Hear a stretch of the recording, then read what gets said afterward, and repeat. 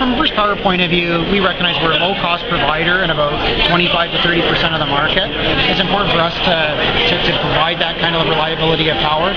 And on the few times where there is a surplus of power, we work closely with the market operator to make sure that we can adjust our output accordingly. So we want an electricity system that has the reliability there, and that's what the nuclear fleet really provides.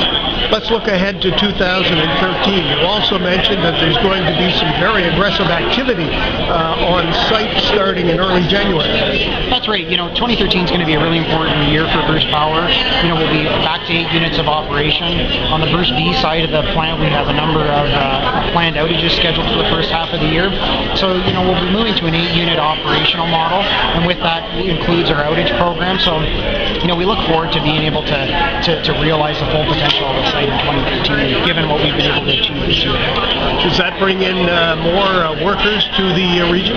Well, I think one of the things we've been able to do, John, is, over the course of the last several years, and I talked about how we've shifted the demographics on site very significantly. When we took over the site in 2001, 7% of the workforce was under 35. 10 years later, that's about a quarter of our workforce is under 35. So we've done a very effective job of planning for the future. Now that we're 8 units of operation, to make sure we have enough skilled staff to operate at that level. Okay, and did you say the first outage begins January 10th?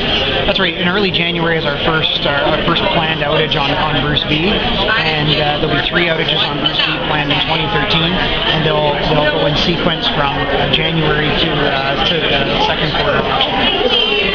You also said, James, that you're going to step up your communications and aggressively start dealing with those mistakes or intentional errors that have been made in the media.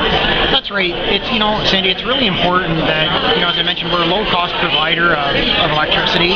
We're pretty central to coal phase-out in the province of Ontario. If you look at the amount of electricity we've been able to bring online since Bruce Power took control of the site in 2001, it is actually about 70% of the electricity we need to phase out coal in Ontario.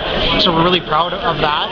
And it's important that we show people in Ontario and aggressively push that message, because there's a lot of debate about energy in Ontario, and as an industry that plays a very important role in the province, people need to know that. So all the kind of facts we talked about today, from one of Ontario's largest investors in infrastructure, to low cost power, to being an employer of choice for young people, to helping us clean up the environment. I mean, those are all important messages to get out.